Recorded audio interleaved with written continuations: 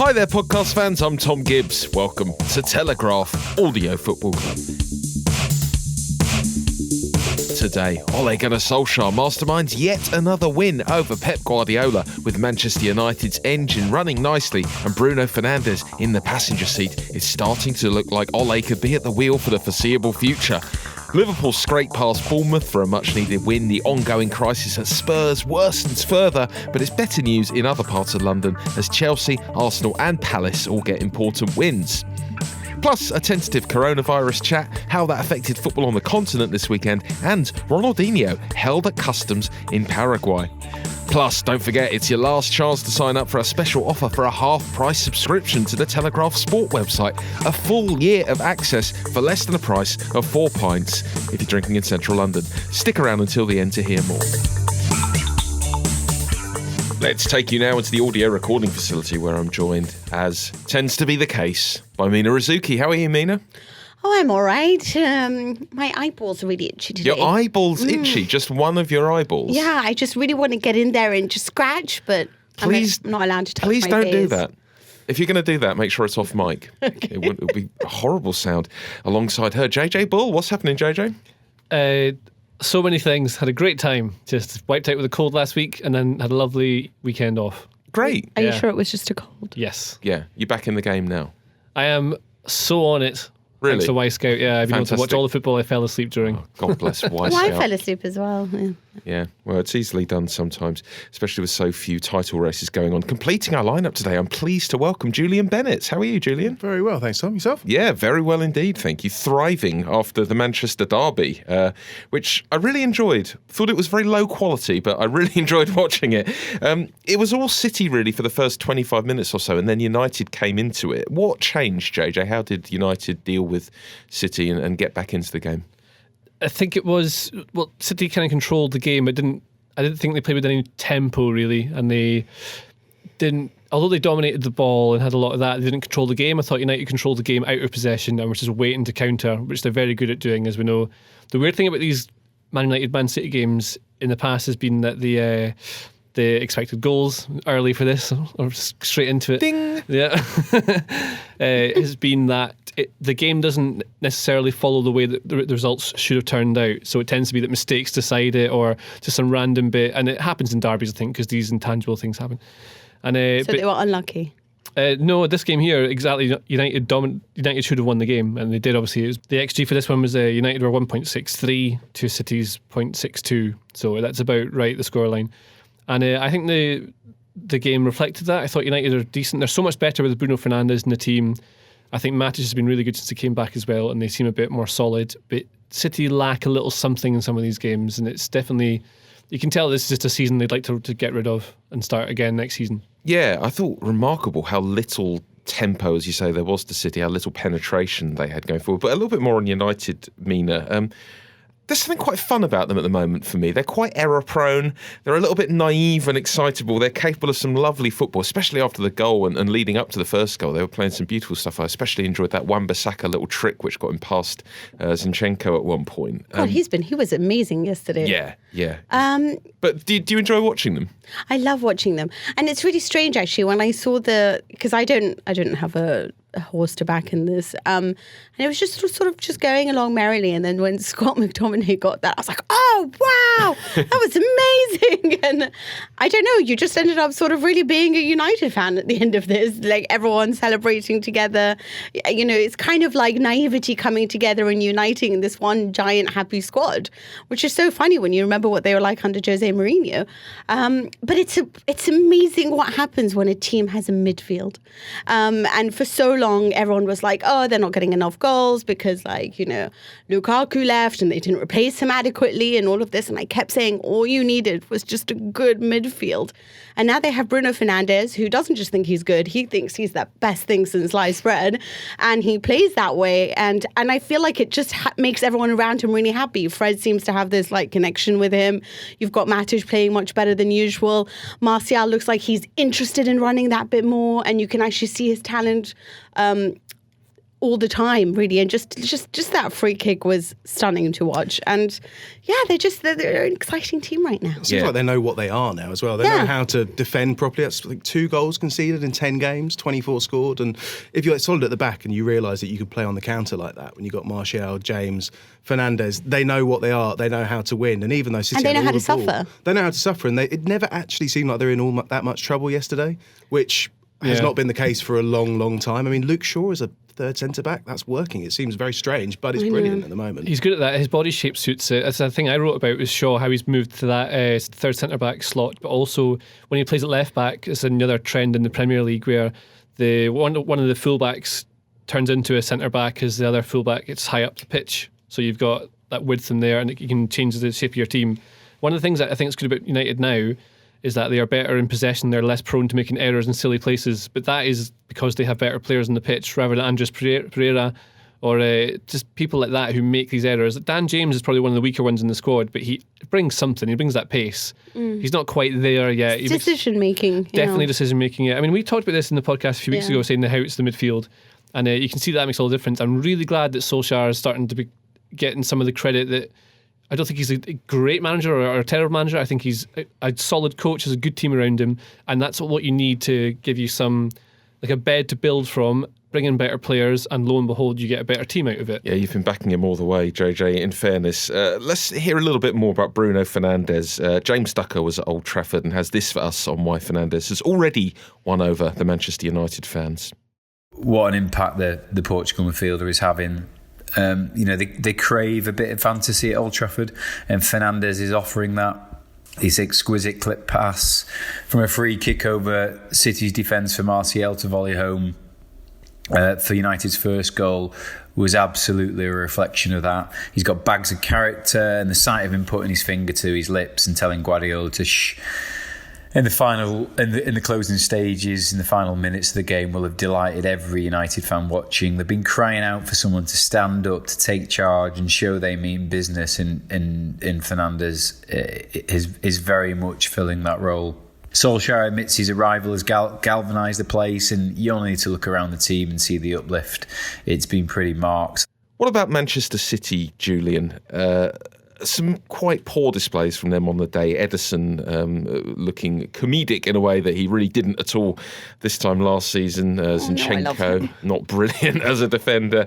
Sterling seems in quite bad form as well. Are they just writing off the league a little bit at this point, do you think, City? It does feel like that Real Madrid tie is basically where it's at for them. Obviously, they've got a lead from that game, but they're going to finish second in the Premier League. They're going to finish a very distant second, and they're probably going to finish a reasonable way above Leicester, probably in third.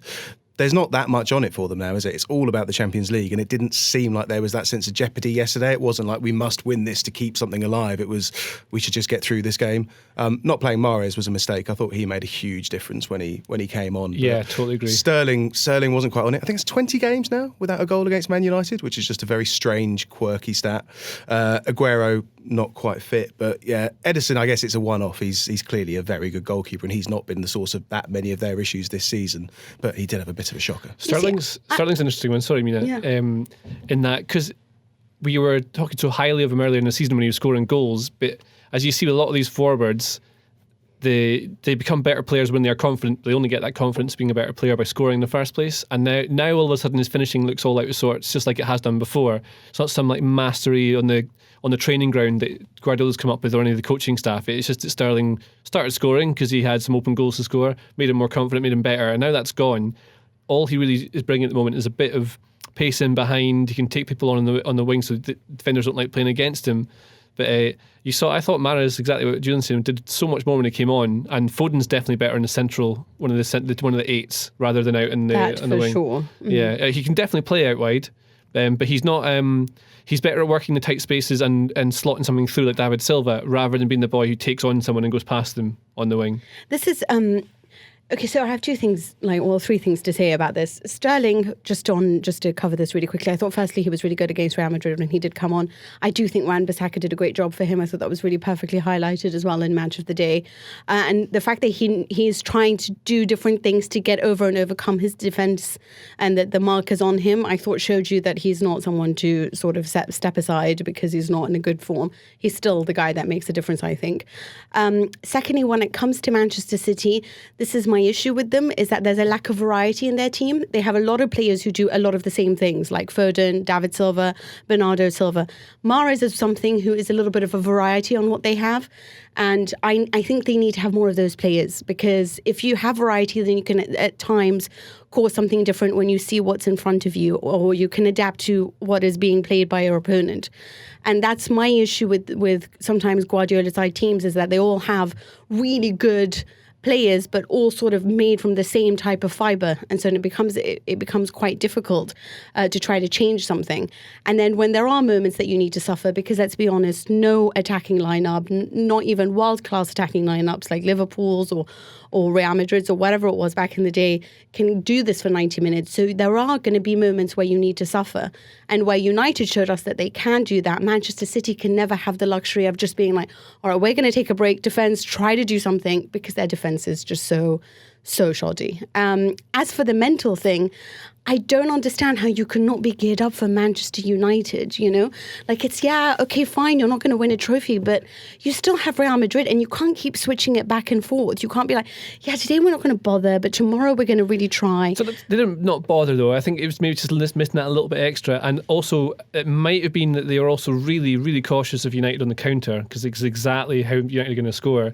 But isn't that exactly what Madrid will do?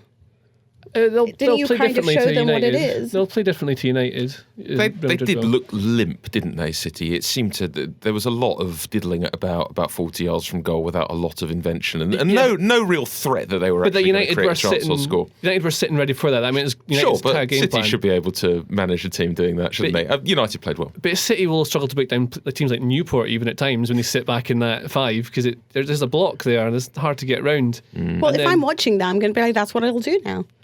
Yeah, but sometimes a lot of teams try and defend against them like that, and then like the template last season for beating them was to play that kind of system that Leon did, where you play with a back 5, but you break with a forward 3, like a 5-2-3 or 5-4-1, whatever you want to call it. But you always press high up, and then as soon as the ball goes past your press, you drop into a really low block.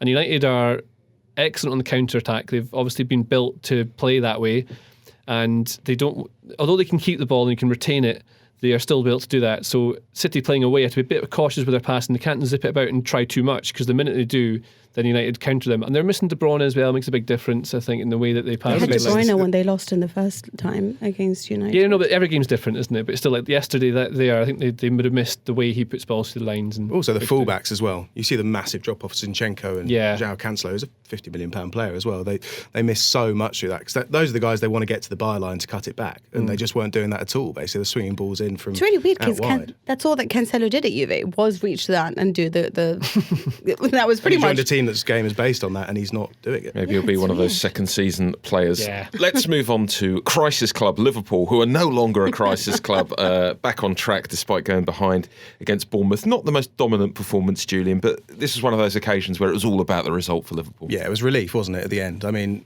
relief not at winning the title, because that's clearly going to happen. It could happen before they play again, in fact.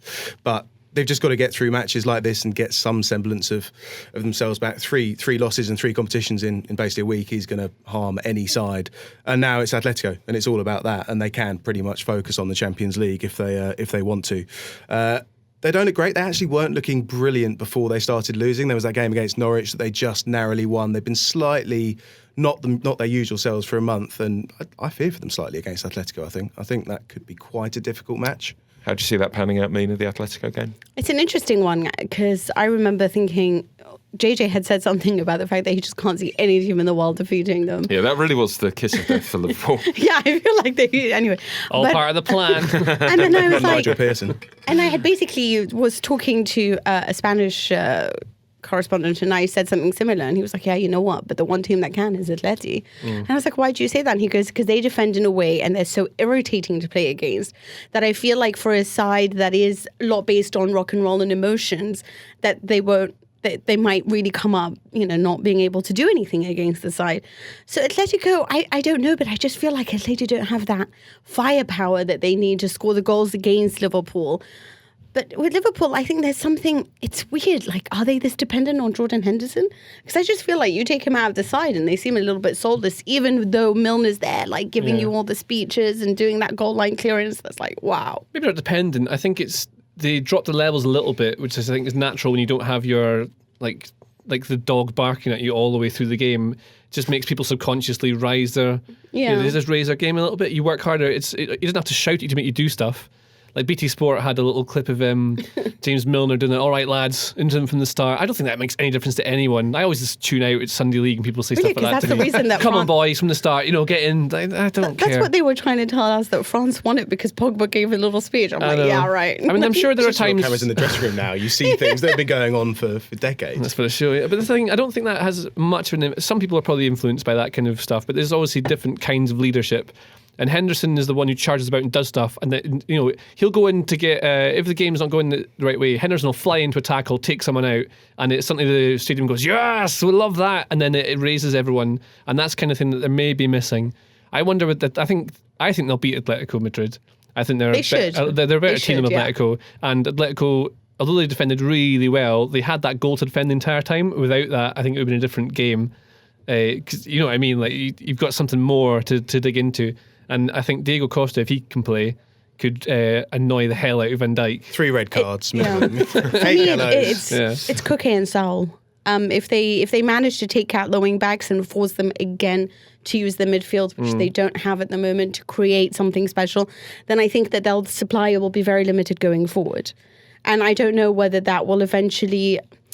I just feel like it's the Champions League and they'll try really hard, so I don't know how to do it. I feel like it's a game that Van Dijk's going to smash a header in from a cross from a set piece, and then they're in the game, and then the Anfield becomes nuts. Exactly. It feels like a really big night for the famous Anfield atmosphere. Let's move on to a still crisis club, Tottenham Hotspur. Jose Mourinho, very critical of Ndombele after the game, JJ. He says, a player with his potential has to give us more than he is giving us, especially when you see how Lucas, Lo Celso and those players are playing. I was expecting more in the first half from him. Do you reckon, and is this something you learned on your coaching course, it's ever worth singling out a player like that to the press?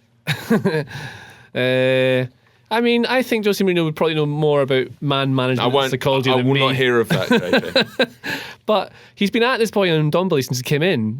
Yeah, in fairness, he has said plenty more generous things about him before seemingly just losing his temper this weekend. And the other thing to think about is that when Spurs signed Ndombele, there wasn't a huge amount of clubs that were also really going in for him, which might be something to do with the scouting. Well, I'm sure there's teams who are interested, but a lot of teams didn't. Other teams didn't get him. I think if a bigger team had gone in for Ndombele, they would have got him, because there are bigger teams than Spurs that might have been interested. It could be that there's something that they're scouting and they just don't like the way he acts in training sometimes. I don't know anything about it. This is just the thing with Mourinho and picking on players is he's done it repeatedly, but he always does it with one of the more lavishly talented players. Joe Cole at Chelsea, Hazard at Chelsea, Luke Juan Shaw Mata as well, a little bit, Juan Mata. So he does it when he thinks it's worth it with a player, where there's something in there that he can really get out of them. But isn't that about the sort of player it is as well in those cases? Yeah. It's the players who... But he improved those players. Joe Cole was better. That's for the true, way that but Mourinho Cole went for him. I remember he really went for Cole after a game at Stamford Bridge where he'd like made 2 goals and done all these brilliant skills, and he really went for him afterwards. He doesn't seem to like that flair aspect of a lot of players' Well, games. I don't think he likes pure flair on its own, does he? He needs a bit more than that. And then Ndombele, he's played 90 minutes 4 times this season, and we're in March, and 2 of those were against Red Star in the Europa League. I mean, you can't argue that he's shown what he's capable of yet. And the thing is, if you do it in public rather than if you do it in private, I bet behind the scenes he's actually putting an arm around him and he's saying, like, you have all the skills set here to be a great player, you've got it. But then he doesn't do it, and he calls him out in the press, and it's sort of, I wonder how much of it is self-protection, being like, I think this boy can do this stuff and he's not doing it. But if I tell him in private, there's no reaction. But if I sort of humiliate him in the public sphere, maybe that's what gets the drive out of them. Because if these boys are focused on how they look and how they come across to others, that might be the way he gets into it, and it's his changing. Because I don't think he's done it so publicly before, is he? Listen, Since Man United. I'm a big fan of Chris Wilder, right? But he did it with Dean Henderson. He was like, if you want to play for United, dude, then you're going to need to raise your game. Well, exactly. And then how come Mourinho gets criticised for doing the This is same what I mean. sort of thing? So I'm not going to be hypocrite here and be like, oh my God, I can't believe Mourinho did that. He's done that all his life. He did it with Pedro Leon when he was supposed to be this great talent that arrived at Real Madrid, and Mourinho just basically was like, he sucks. I'm not going to play him no matter what, even if you put a bullet in my head. It was almost like in stuff of like hyperbole at the time. I mean, he has been wrong before. Yeah, I mean, he does, and then he had these little fights where Casillas was out basically after like captaining Real Madrid for like 300 years. But Ndombele has had this criticism before. And he is this kind of guy who, he's a box-to-box midfielder. The player that he was played next to, the young one, Skip, I don't think that's the right player next to him. I think Lo Celso and perhaps another player in the likes of Dyer or whatever, maybe alongside them a little bit more, it would have been a little bit better. I think that he needs to be with someone who offers more of a creative role. He's a box-to-box guy. He's not going to be the guy that like, he's always been criticised for not caring against small sides. Right. He's like a Galactico he's a bit of a Real Madrid player, like, oh, this is better, so no one can be bothered. Oh, look, it's the Champions League, we're going to be champions, He's that kind of guy, which is a little strange because he's come obviously from France and hasn't really had so many of these. But it's almost like if you tell him, hey, listen, give me 3-4 good games and then I'll let you play against City, he might shine. It could also be that Mourinho, like when you play Football Manager too much, you'd start adding notes to your players to remember how they respond to certain types of praise or criticism.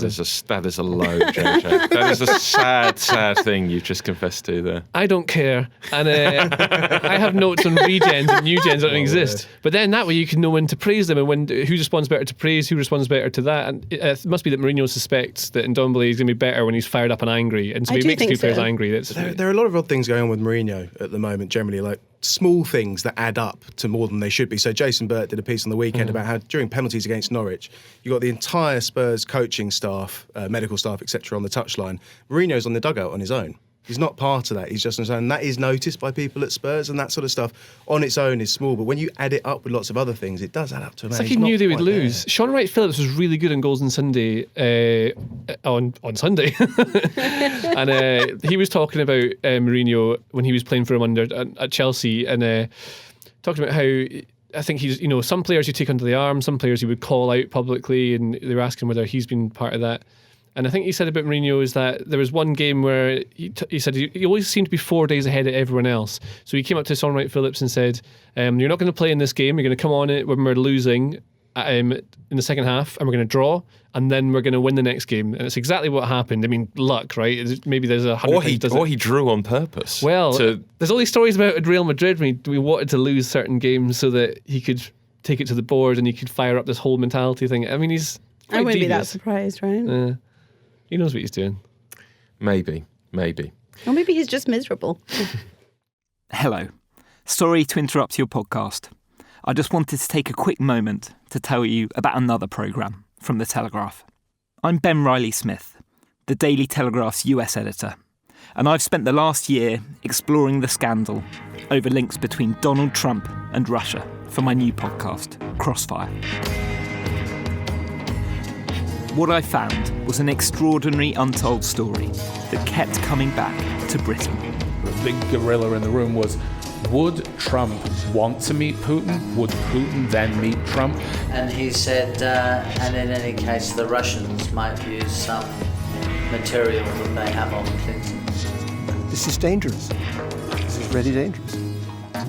I've been tracking down those directly involved, from Washington to Cambridge to Belgravia, to try and find out what really happened and what it can tell us about this year's election. So we're looking at the backdrop of Russia, we're looking at what they might be trying to do for our election.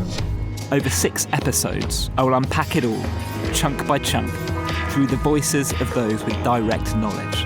Most people didn't even want to talk to me. I'm a guy getting death threats. I'm a guy whose life has been totally turned upside down. I will tell you this, whoever it was, I hope they get punished for it. That's in Crossfire, available now wherever you downloaded this podcast. Let's rattle through the rest of the Premier League now. Chelsea sliced through Everton to win 4-0 on Sunday. What are you making of young Billy Gilmore, Mina? He's had an impressive start to life at Stamford Bridge. Future of Scotland. I thought you Him and all the other really... central midfielders. Him and the centre midfielders and the left backs. I was watching this thinking, you must be going crazy. Wow, he is a player.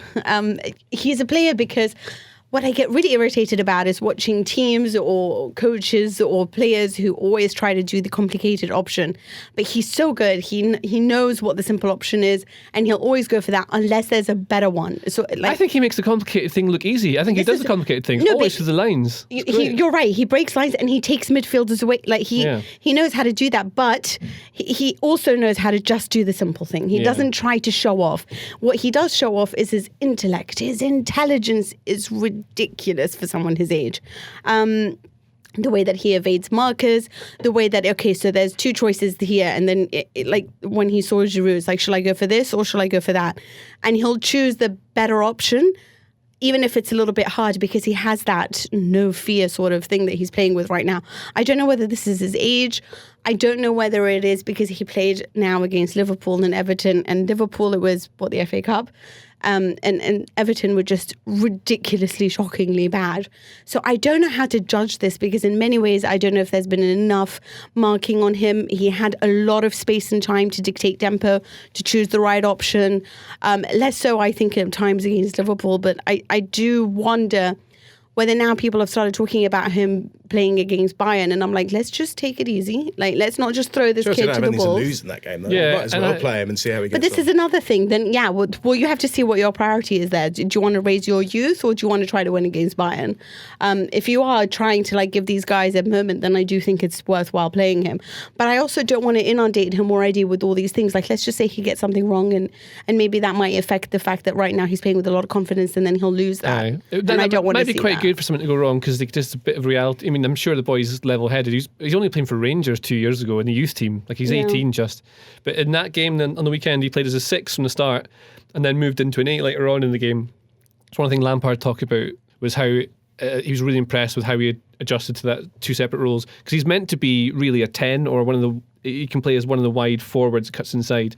But really? He's meant to be a kind of attacking midfielder, but you can see that he's so suited to the 6. Yeah. And I think he's much better defensively than Jorginho. I think he screens it better. He reminds me a lot of Fabregas when he first broke through at Arsenal. It is like that, Just a player coming in who seems fully formed immediately. Yeah. And I know it's a very small sample size with Gilmour, but I remember when Fabregas sort of broke into that invincible side, it was like, this can't be possible. You can't be this good, that young.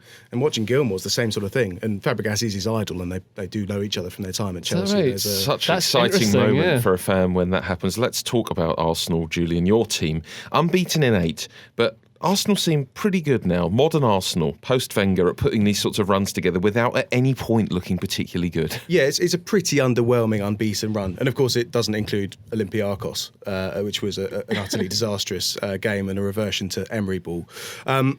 Arsenal were outshot by West Ham. West Ham had 14 shots to Arsenal's 9 on the weekend. That's one game of the last 10 at home. Arsenal have had more shots than the opposition. So they're very much scraping through every single time. But there is a bit more steel there. I mean, you can see Arteta has an actual plan that is based around pressing from the front, being a little bit more solid in midfield, and actually getting good performances out of people like Mustafi and David Luiz, who's been excellent recently. You wonder how far it's going to take them. I mean, Arsenal are making sure they've not got other commitments. Europa League now, not a concern. But you would say the top 5 is actually not out of reach. They're not too far adrift. What do you think is success at the end of the season? They're in 9th at the moment. What would placate the fans? I think you have to get into the Europa League. I think financially, as much as anything else, a season out of Europe would be an utter disaster. Champions League, incredibly unlikely. But you have to remember how bad and how broken that team was when Arteta came in. It was much worse then than even the dog days of Wenger, I think. It was completely broken. Arteta has said last week he wondered whether a relegation fight was a possibility. You didn't think it was likely, but you actually wouldn't have ruled it out at that point. It really was that bad with the quality of players that Arsenal had. It was broken in basically every way. Arteta has changed the mood. A good FA Cup run, Sheffield United away in the next round. But if they can get to the semi-final or the final, is 7th maybe enough for Europe this season? 6th possibly. That would be a very good return considering how things were. What about Sheffield United, JJ? Dean Henderson was brilliant for them at the weekend against Norwich. Who should be starting in goal for England at the Euros? Should it be Pope, Pickford, or the aforementioned Dean Henderson? I think Nick Pope. because statistically he's one of the better keepers in the Premier League this season. I don't have anything to hand that I can tell you. I should have done, but I know he's. I know that he's. I think he's also. He just seems to be a good goalkeeper, and he is a bit older, a bit more experience of playing certain situations, knows how to react from mistakes. Dean Henderson, I think, is really, really good.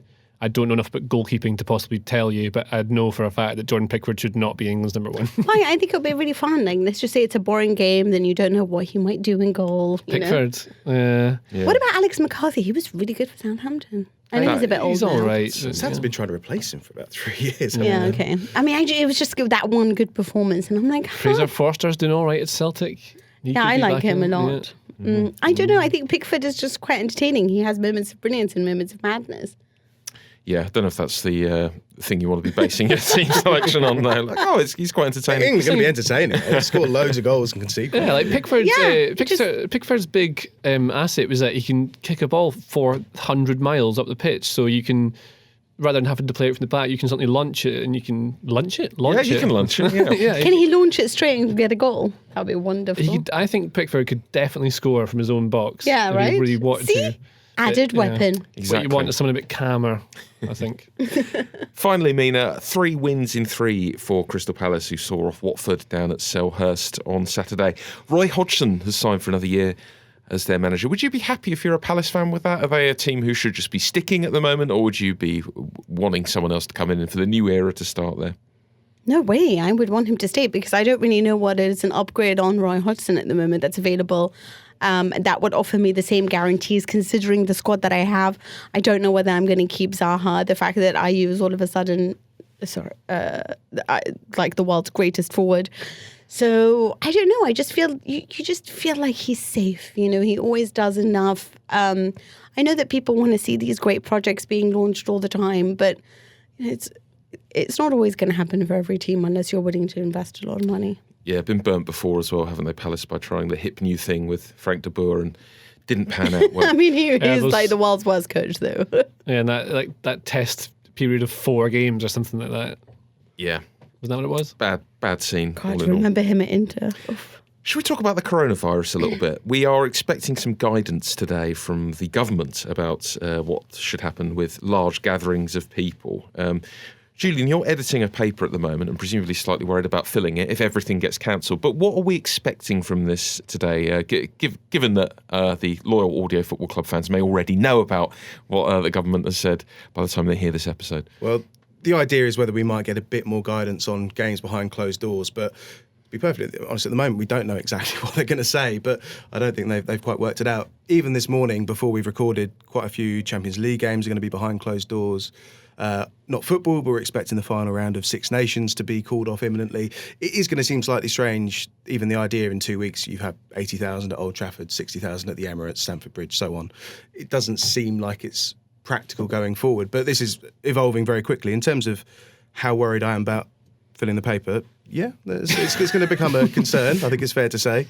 One of my jobs is to plan our paper, and last week we had 29 pages of rugby. That's now gone, for example. So we're going to have a lot of features, a lot of interviews. Great time for JJ Ball. Great time for JJ Ball. All the ideas all the JJ's tactics. Been pitching for months are going to get 8,000 words on Football Manager, please. Derek JJ. McInnes deconstructed. JJ has pitched an esports idea to me this morning, which I think is great timing. Great timing. It's fascinating to see what they do. I mean, the idea of games behind closed doors, do they have the same meaning, same jeopardy? It was really fun yesterday. So around Europe, looks like Germany today they've announced something about not having. France the have health said, minister said that no more than 1,000 people in shut. one place or something to that effect. The one interesting wrinkle in this is there's an idea they might stop over 70s from coming to football matches, which would of course mean Roy Hodgson can't manage Palace. Wow. Oh my God, I didn't even think about that. Yeah. Well, what if they did that for politics in America? Then there'd be no Democrat anymore. Getting slightly off topic, let's have some music and a song for Europe.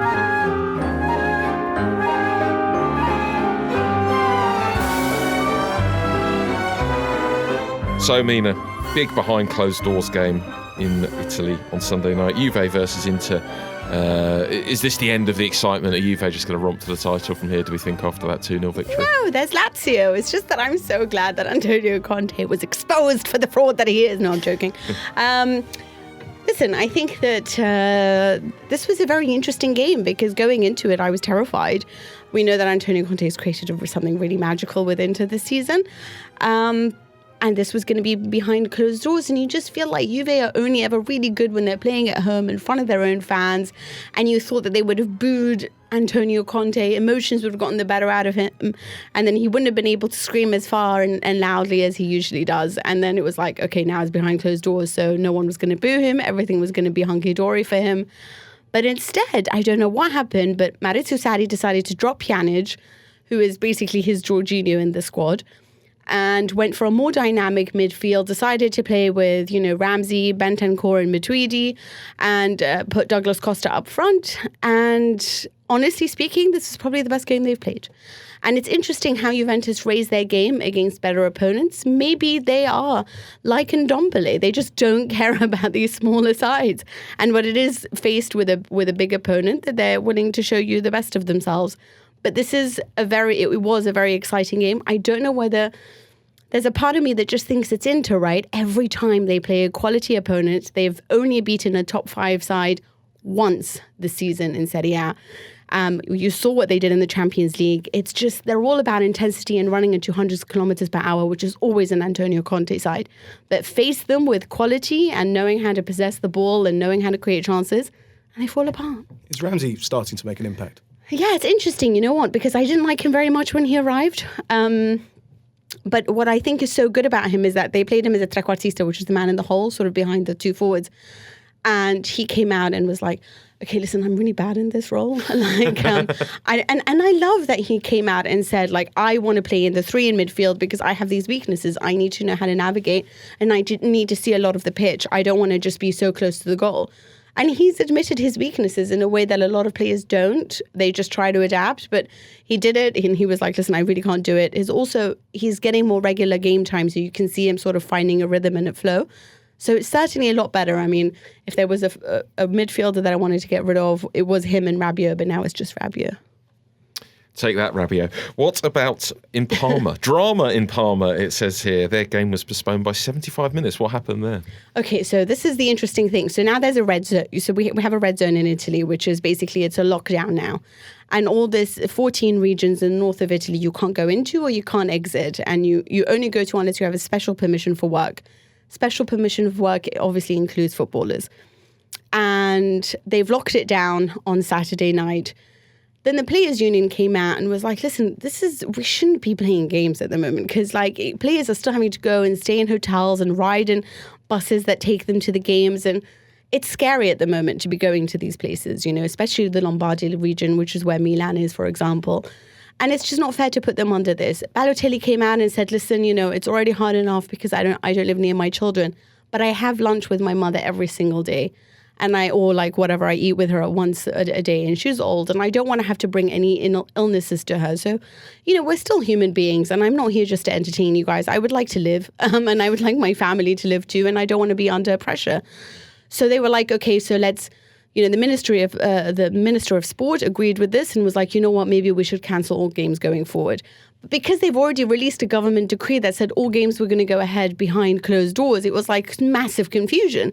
So then it was the Lega, which is the league, versus, basically the Minister of Sport and the Players Association having this massive, conversation before the Parma Spal game.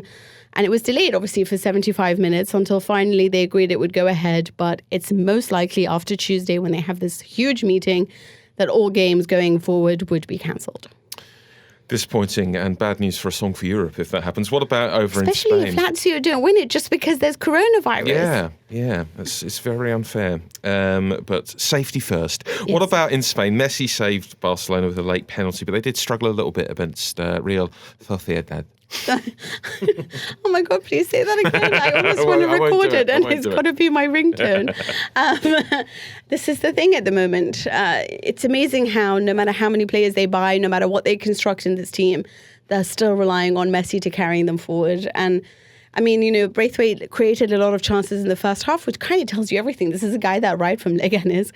But they are still so dependent on Messi to carry them forward. Quique Setien, it's based on the Clásico, it's not working out. And you wonder what is going on behind closed doors? Is this really the team that you guys envisaged when you spent all that money? It just seems like there's nothing going forward. But then you look at Real Madrid and things are not exactly going very well there, because once again, they seem to only switch it on in the big games, and they didn't even switch it on against City. So Zidane ripped them apart in his post-match, took a lot of the blame for this. They are without Hazard, Bale's in and out of the team. Cruz hasn't always been around and like he needs him to be, because he relies on him so much. And I think that, there is a lack of a Galactica, really, that can help them. When do they have those like presidential elections or that for Real Madrid? When does that happen again? Real Madrid, I don't know actually, but for Barcelona, they might have to call one soon because the fans are going absolutely crazy. So those noises about Pochettino still being unemployed and just chilling out, and Harry Kane might want to consider his future. If he joins, but where would it's almost too perfect. Where would Pochettino go? Is my question, because Real Madrid, I feel like United would really. Why would they get rid of Solskjaer? Solskjaer looks. Do you guys think he's going to be odds on to stay? Considering that'll be their plan. Yeah, he's building something. He knows what he's doing. He's got a really good coach team around him. Tactically knows what he's doing. I don't think there's some managers that come along and have some grand master plan like Pep Guardiola or Conte, something like that. Someone who can change a team like that. But United's never really about that. It's about building something and fostering a mentality and building that way. And then it's just, if you have the better players, the better mentality, and work harder, then they win a lot. And I think that's what Man United are building towards. Until they get 5 games into the next season, they lose them all and then shift again. I mean, imagine if Pogba comes back, they'll be wonderful to watch. Yeah, it'd be really interesting with Pogba amongst Fernandes, wouldn't it? Looking forward to that. Let's finish off with this question, which we put to our friends on social media. Ronaldinho detained in Paraguay this weekend with claims that he had a fake passport. So we have taken the opportunity to ask social media's favourite question: who is the biggest fraud in football? I've got 3 answers here. If you can name any of them, I'll give you a point, which will exist only for this podcast and we'll never talk about it again. Julian, what have you got? Well, rather than who is, I sort of went slightly for what was, which is Ali Dia. I mean, there is a man who basically talked his way into playing in the Premier League for Southampton back in the late 90s, the sort of claim of being George Weah's cousin. I mean, I don't think that's ever going to be beaten. I think that's sort of such a perfect story being hauled off again after 20 minutes that you can't better that. Lay down the challenge, Julian. What have you got, Mina? Well, I'm trying to see his the honours that he's won, but it's got to be Danilo, who went from Real Madrid to Manchester City and is now at Juventus. And this guy is just picking up trophy after trophy, playing for the biggest clubs. And I just feel like he doesn't actually ever play or contribute anything to these sides as much as he needs to win them. But he's won La Liga, the UEFA Champions League twice, the Super Cup, the FIFA World Cup, the Premier League twice, the FA Cup. He's going to win Serie A probably this season. It's crazy. And then when you see how many times he plays, most of the time it's like 11 appearances. Who was that fella who just kept winning stuff because he was Ibrahimovic's mate and he went Maxwell. Oh no, I like Maxwell. He was quite good though. He always comes up in those Sporkle quizzes. Yeah. It's always Maxwell. Remember that. Who have you got, JJ? There's a book that came out in a film, I think it was last year or year before, but Carlos Kaiser is brilliant.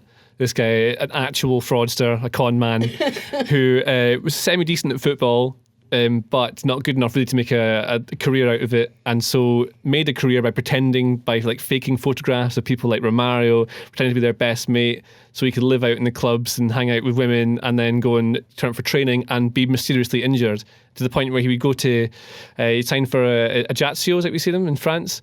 He went there, and then at the presentation, I think it was there, might be another club he was at, but at the presentation, he realised they brought a load of footballs along for him to do keepy-ups with to entertain the crowd, show his skills. But he realised that anyone who sees actual technique in a stadium might see through the disguise, so picked every single ball up and punted every single one into the crowd. Wandered off and got a muscle injury. It's great.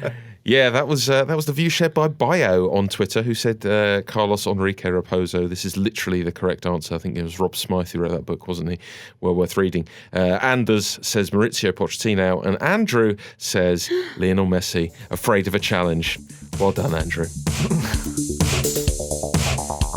If, like me, you're very interested in football but recklessly uninterested in grown-up things like news, politics, or business of different sorts, I've got some excellent news for you. As a listener to Audio Football Club, you can now get 50% off the price of a sport-only subscription to the Telegraph. That will allow you to read every article by our team of brilliant football writers, like, for example, JJ Bull, or Jim White, or Jamie Carragher even, Sam Wallace, Jason Burr, Matt Law. They're all here, and it's just £20 for the year, down from the normal price of £40. That will even get you access to all the rest of our fantastic sports writing in an Olympic year, no less. Who knows? Maybe you'll even end up liking windsurfing. You have until this Sunday, the 15th of March, to access this special offer. To sign up, head to www.telegraph.co.uk/AFCT or click on the link in the show notes. Fairly sure windsurfing isn't actually in the Olympics.